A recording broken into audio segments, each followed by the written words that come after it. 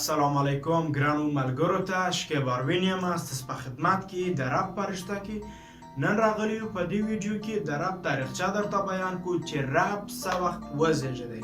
نو زما کانال در سره لایک سابسکرایب ژانګوله وروئ چې زه نوی ویډیو جوړ کړم تاسو ته خبر درکړي کور مو ودان مننه نو راځئ چې ویډیو ته راوګرځو په 1980 کلونو کې هغه تورپوستي خلک یا هغه تورپوستي افریقایان چې د سپین پوستو له خوا څخه اذیت سوي وه هغه اقتصادي مشکلات هغه د زړه دردونه یې د دوی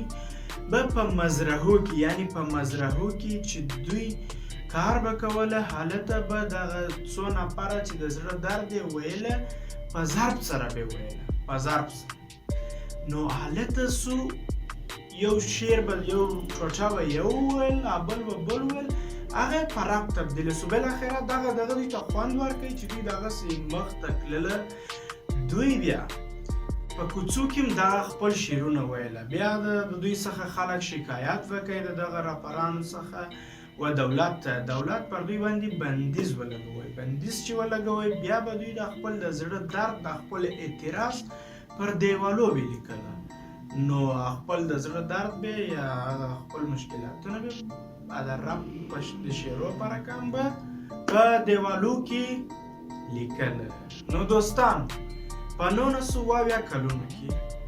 بیا په نیویارک ښار کې د تالند او الماساک له وجې ناګهانه برق ولاړی چې هغه د رب شوقیان یا هغه تورپوستي افریقایان دوی په هغه شپه راولاړ سول هغه موسیقي آلې هغه روپۍ هغه تجهیزات چې د دوی په کار وه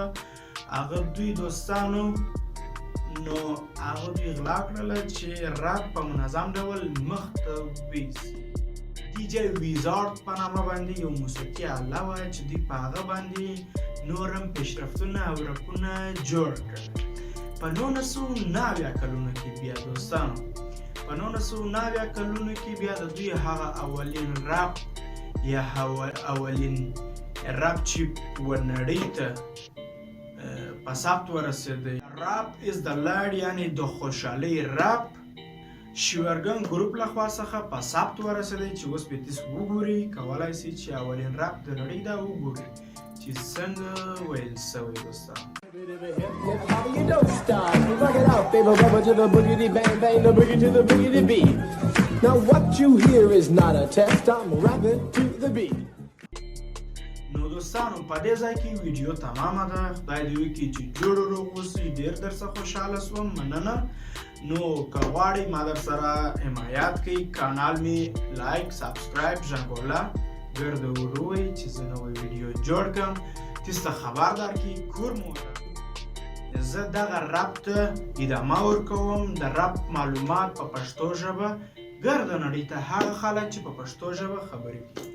نو فعلا تاسو په خدای پاک ته سپارم ښه ورځ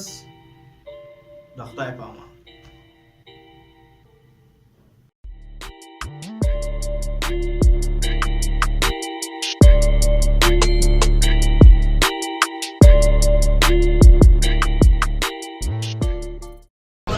I like my brain break the chains of your misery. This time to take back for evil shit you did to me. They call me militant, racist cause I won't resist.